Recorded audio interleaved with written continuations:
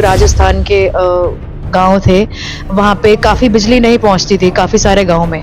तो मैंने ही अपने कुछ और मित्रों के साथ मिलके एक फंड रेज़ किया और वहाँ पे सोलर पैनल्स हमने डोनेट किए। बाकी नासा में ने भी मुझे मार्स पे 1 एकड़ ज़मीन दी थी, वो भी मेरा एक रिवॉर्ड था। घर की महिला पढ़ी लिखी है तो सारी जनरेशन कुछ ना कुछ अच्छा कर जाती है। हम ह्यूमन राइट्स का मतलब ये नहीं है कि हम आदमियों को नीचा दिखाना चाहते हैं, नहीं, हम इक्वल अपॉर्चुनिटी चाहते हैं। क्योंकि मैं दिल्ली में रही हूँ, पढ़ी हूँ, मैं काफ़ी बसेज़ में भी गई हूँ, ट्रेन में भी गई हूँ, तो बहुत हैरेसमेंट होता है लड़कियों का।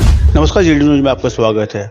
सहारनपुर की माटी से जुड़ी हुई या यूँ कह लीजिए जनपद सहारनपुर के एक छोटे से गांव सरोली हरिया से वास्ता रखने वाली परिवार से जुड़ी बिटिया ईसा पंवार अमेरिका के व्हाइट हाउस में जाकर महिला राइट्स वुमेन्स के सदस्य के पद पर नियुक्त हैं, महिलाओं के अधिकारों के प्रति सजग है, उनकी बात करती है, बात को मजबूती से उठाने का कार्य करती है। नासा में भी आप काम कर चुकी हैं। बातचीत करेंगे, जानेंगे एक सफर सहारनपुर से लेकर अमेरिका व्हाइट हाउस तक इनका सफर किस तरह का रहा है और किस तरह की आवाजें उठाती रही है और आगे हिंदुस्तान की महिलाओं को किस तरह के सशक्तिकरण देने का ये कार्य कर सकती है। इस तरह बातचीत करेंगे। जी न्यूज में आपका बहुत बहुत स्वागत है। जी ईसा पंवार जी, थैंक यू सो मच, धन्यवाद। सहारनपुर की मिट्टी से जुड़ी हुई है आप। सहारनपुर में पैदा होना, यहाँ के संस्कार से जुड़ना, यहाँ के कल्चर से जुड़ना, एजुकेशन यहाँ पे लेना, किस तरह का सफर रहा है व्हाइट हाउस तक का, थोड़ा बताएं आप। जी न्यूज जानना चाहता है, देश जानना चाहता है। जी, मेरी स्कूलिंग तो सहारनपुर से ही हुई थी एंड उसके बाद मुझे बहुत जज़्बा था कि मुझे दिल्ली विश्वविद्यालय में एडमिशन लेना है। बहुत टफ़ था उस टाइम, कट ऑफ बहुत हाई जाती थी। तो मेरा सपना था कि मैं दिल्ली विश्वविद्यालय जाऊँ, तब तक उतना ही सपना था।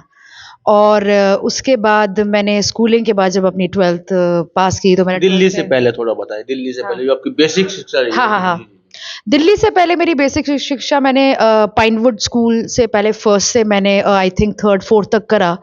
फिर उसके बाद मैंने रेनबो स्कूल से किया। रेनबो स्कूल ने मुझे कुछ ख़ास इंटरेस्ट नहीं दिखाया, मतलब मेरी पढ़ाई में और उसमें। हाँ, तो मैंने अपना स्कूल चेंज कर लिया। फिर उसके बाद मैंने जीटीबी पब्लिक स्कूल जॉइन किया, जिसकी मैं बहुत आभारी हूँ।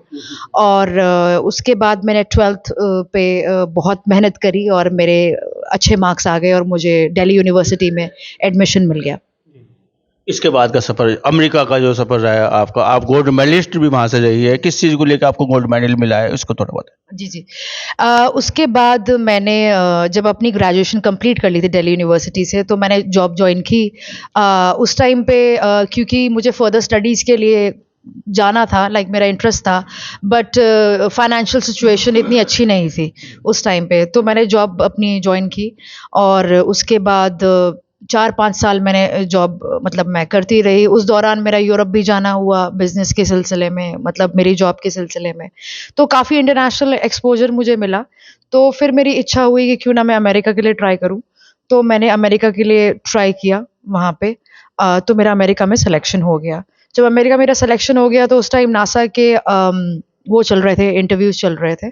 तो मैंने इंटरव्यू दिया और सिलेक्शन हुआ। तो मैं उसमें as a cost accounting manager, operation manager रही वहाँ पे। तो मैंने 2018 से फिर 2023 तक वहाँ पे काम किया और उसके बाद मैंने अपनी फर्दर स्टडीज़ जारी रखी। उसके बाद मैंने हार्वर्ड यूनिवर्सिटी में भी पढ़ाई करी, स्टैनफोर्ड से भी करी, Paris school of Europe and institute से भी मैंने किया। तो मेरे को जो गोल्ड मेडल फिर हार्वर्ड ने दिया, वो एक तो मैंने जो राजस्थान के गाँव थे, वहाँ पे काफ़ी बिजली नहीं पहुँचती थी काफ़ी सारे गाँव में। तो मैंने ही अपने कुछ और मित्रों के साथ मिलके एक फंड रेज़ किया और वहाँ पे सोलर पैनल्स हमने डोनेट किए वहाँ पे। उसके अलावा मेरा हार्वर्ड ने तो मुझे ह्यूमन राइट्स और जो डेवलपमेंट के लिए मैं कर रही थी, उस करके मेरे को गोल्ड मेडल दिया गया। बाकी नासा में ने भी मुझे मार्स पे 1 एकड़ ज़मीन दी थी, वो भी मेरा एक रिवॉर्ड था। उसके बाद मुझे ये था कि मुझे अपने समाज के लिए कुछ करना है। अमेरिका में ही नहीं, इंडिया में, क्योंकि मुझे लगता है कि इंडिया में ज़्यादा ज़रूरत है, क्योंकि अभी ये डेवलपिंग कंट्री है, डेवलप्ड नहीं है। अभी भी बहुत सारे ऐसे गाँव हैं जहाँ पे स्कूल नहीं है, बिजली नहीं है। तो मुझे लगा था कि एक तरफ तो चलो मेरी लाइफ़ है जहाँ पे मेरे को सब कुछ है आज मेरे पास, तो मुझे ये थोड़ा-सा एहसास होता था कि मैं तो चलो इस मुकाम पे हूँ, बट मेरे देशवासियों का क्या होगा? जो बेटियाँ हैं जिन्होंने कभी स्कूल नहीं गई, या फिर जो बेटे हैं आर्थिक स्थिति के कारण वो नहीं पढ़ पाते, तो उनका क्या होगा? तो फिर उसके बाद मुझे व्हाइट हाउस में अपॉर्च्युनिटी मिली उसका मेंबर बनने के लिए, ह्यूमन राइट्स एक्टिविस्ट के लिए। तो जैसे कि मुझे मिला तो मुझे लगा कि चलो मुझे एक दिशा मिल गई इस तरफ से, और मेरे को सपोर्ट मिल गया कि मैं तो मेरा विज़न एनजीओ खोलने का ही था। तो वहाँ अमेरिका में तो बात चल रही है, हम अभी प्रोसेस में हैं एनजीओ के लिए। बाकी इंडिया में भी हम खोलना चाहते हैं। एनजीओ का मेरा मकसद ये है कि तमाम जो महिलाएँ हैं, जो पीड़ित महिलाएँ हैं, मान लीजिए कभी उन्हें एजुकेशन नहीं मिली, कभी वो स्कूल नहीं गई और वो पढ़ना चाहती थी, लेकिन आर्थिक स्थिति, फाइनेंशियल कंडीशन की वजह से वो पढ़ नहीं पाईं। और मुझे लगता है कि ऐसा बहुत सारी लड़कियां हैं, और अभी तो हम महिलाओं से शुरुआत कर रहे हैं, क्योंकि मुझे लगता है सबसे ज़्यादा ज़रूरत उन्हें ही है।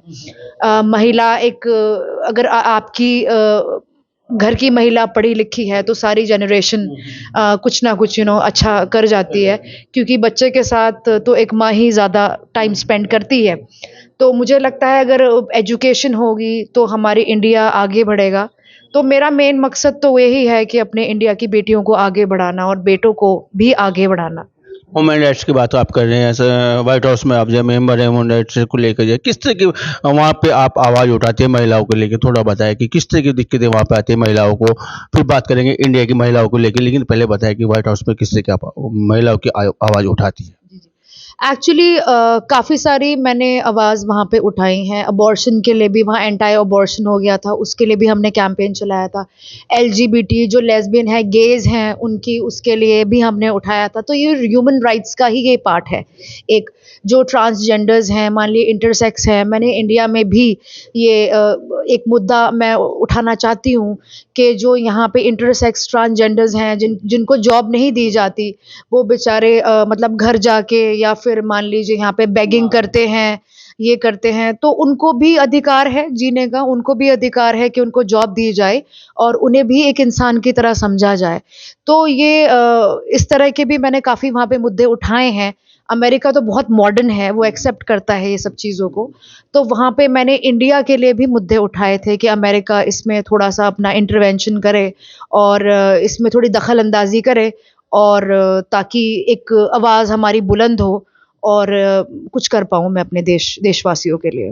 उड़ान भर के आपने सफ़र तय किया है, अमेरिका का तक का और व्हाइट हाउस तक का आपने सफ़र तय किया है, लेकिन एक लड़की ईसा पवार अमेरिका तक जा सकती है, कुछ लड़कियां स्कूल तक नहीं जा पाती हिंदुस्तान में। अभी भी स्कूल अभी भी दूर है, शिक्षा अभी भी दूर है। अपने लिए, अपने देश के लिए, जिस वृक्ष का आप एक फल है, उस वृक्ष के लिए आप किस तरह का काम करना चाहती हैं?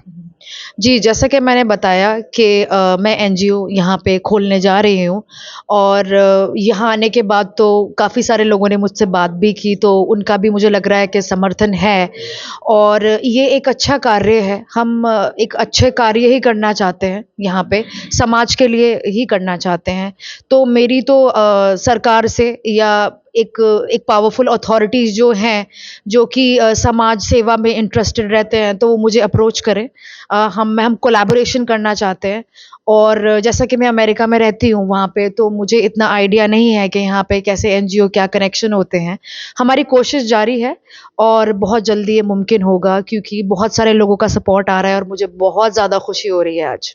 बकौल एक लड़की, अगर हम बात करें कि जो है हिंदुस्तान में किस तरह की दिक्कतें सामने पेश आती है, शिक्षा को लेके हो सकती है, समाज के एक जो आईना होता है उसको लेके हो सकती है, किस तरह की दिक्कतें एक लड़की फेस करती है, और उसके लिए ह्यूमन राइट्स या आप क्या बेहतर कर सकते हैं? देखिए, ह्यूमन राइट्स और वुमेन एम्पावरमेंट और फेमिनिज्म, ये ऐसी चीज़ें हैं जिसको समझना बहुत ज़रूरी है। हम ह्यूमन राइट्स का मतलब ये नहीं है कि हम आदमियों को नीचा दिखाना चाहते हैं, नहीं, हम इक्वल अपॉर्चुनिटी चाहते हैं। और मेरा तो यही कहना है कि अगर आपको कोई राइट्स दी गई है तो उसका गलत फ़ायदा नहीं उठाएँ। फेमिनिस्ट अगर आप हैं तो उसका मायने जानें कि क्या होता है। उसका मतलब ये नहीं है कि हम, जैसा कि मैंने कहा, कि हमें किसी समाज को नीचा दिखाना है या किसी जेंडर को नीचा दिखाना है। हमारा तो यही मकसद है कि क्योंकि मैं दिल्ली में रही हूँ, पढ़ी हूँ, मैं काफ़ी बसेज़ में भी गई हूँ, ट्रेन में भी गई हूँ, तो बहुत हैरेसमेंट होता है लड़कियों का वहाँ पे। तो जैसे और कंट्रीज़ है, मैंने देखा है कि वहाँ पे ऐसा कुछ डिस्क्रिमिनेशन नहीं है। आप रात को भी बाहर निकल सकते हो, आपको एक इंसान की तरह देखा जाता है। तो अब मुझे सिर्फ़ यही उम्मीद है कि मेरा देश थोड़ा बदलेगा, जो नई जनरेशन आ रही है, वो थोड़ा-सा अपना इंसान को, लड़कियों को इंसान की तरह समझेंगे, ना कि कोई कमोडिटी या फिर कुछ और। तो मकसद तो यही है कि सबको इक्वल समझा जाए और मेरे देश की बेटियाँ सेफ़ हों ताकि वो आगे बढ़ के कुछ कर पाएँ। एक लड़की से, या कह लिया जाए कि अपने बहन से, इस समाज से, देश की लड़कियां अपनी बहन से किस तरह की अपेक्षा कर सकती है, कैसे संपर्क साध सकती है, क्या माध्यम हो सकता है, क्या उनके लिए कुछ बेहतर हो सकता है आपके माध्यम से? जी, श्योर। वेल, मैं कहाँ पे रहती हूँ ये तो कोई छुपी हुई बात है ही नहीं। उसके अलावा मेरा काफ़ी, मैं अप्रोच करती हूँ इंस्टाग्राम पे, हम कैंपेन चलाते हैं और जो हमारा एनजीओ है वो हम जल्दी खोलने वाले हैं, तो जिसका हम अनाउंसमेंट करेंगे बहुत जल्दी। तो मेरी जो बहनें हैं वो बिल्कुल वहाँ आ सकती हैं और हमें अप्रोच कर सकती हैं वहाँ पे। फ़िलहाल अगर किसी को किसी चीज़ की ज़रूरत है तो मेरे बाबा जी वीरेंद्र सिंह जी यहाँ पे हैं और मेरे तक बात बिल्कुल पहुँच जाएगी, क्योंकि मेरे काफ़ी सारे लोग हैं यहाँ पे, हमारे पूरी आर्मी है यहाँ पे। तो आप सब भाइयों का साथ है, तो अगर किसी को किसी चीज़ की, महिला को किसी की ज़रूरत है तो हम बिल्कुल खड़े हैं उनके साथ। और आने वाले टाइम में एनजीओ जो हमारा है, मैं तो कहती हूँ कि सब सपोर्ट करें, सरकार भी, और जो हमारे बड़े-बड़े पद पे जो नेताएँ हैं, हमारी बहनें हैं या एमपी जो पार्लियामेंट में हैं, जो कुछ समाज के लिए करना चाहते हैं। तो हम सब साथ आएँ, अमेरिका और इंडिया, और अपना कल्चर आगे बढ़ाएँ और अपने देशवासियों को आगे बढ़ाएँ, स्पेशली महिलाओं को।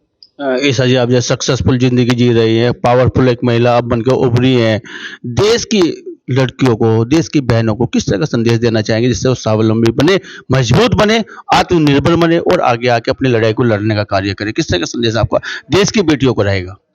जी, सबसे पहले तो मुझे ये रहेगा कि अपनी एजुकेशन आप पूरी कीजिए। उस करके हम एनजीओ खोलने वाले हैं। मान लीजिए किसकी आर्थिक स्थिति अच्छी नहीं है, उसके लिए हम पढ़ाई का और उसकी फैसिलिटीज़ प्रोवाइड कराएँगे। एंड मेरा जो सेकंड है कि सबसे पहले फाइनेंशियली इंडिपेंडेंट होना बहुत ज़रूरी है। आप जॉब जॉइन करिए, आप जॉब लीजिए, कितना आपको इन रिटर्न मिल रहा है वो मायने नहीं रखता है, एक्सपीरियंस लीजिए। और मुझे लगता है कि जब आपकी फैमिली मेंबर्स देखते हैं कि आप कुछ अच्छा काम कर रहे हो तो वो सपोर्ट ही करते हैं आपको। तो मेरा यही है कि थोड़ा-सा फ़ोकस अपनी पढ़ाई और अपने करियर पे कीजिए। सबसे पहले आपका स्टेप यही होना चाहिए कि आप फाइनेंशियली इंडिपेंडेंट हो जाएँ। आप किसी पे आत्मनिर्भर ना रहें पैसों के लिए या अन्य चीज़ों के लिए। आप एक फुल फ्लेज्ड, एक अपने आप में सक्षम पर्सनैलिटी बने पहले, और उसके बाद बाकी चीज़ें आती हैं। महिलाओं के मुद्दों को लेके, अधिकारों को लेके, स्वावलंबी को लेके आपने जीडी न्यूज़ से बातचीत की है, इसके लिए आपका बहुत-बहुत आभार, धन्यवाद और आपको मंगल कामनाएँ। आप ये लड़ाई, महिलाओं की लड़ाई मजबूती से लड़ सके, इसके लिए आपको बहुत-बहुत मंगल कामनाएँ। शुक्रिया आपका।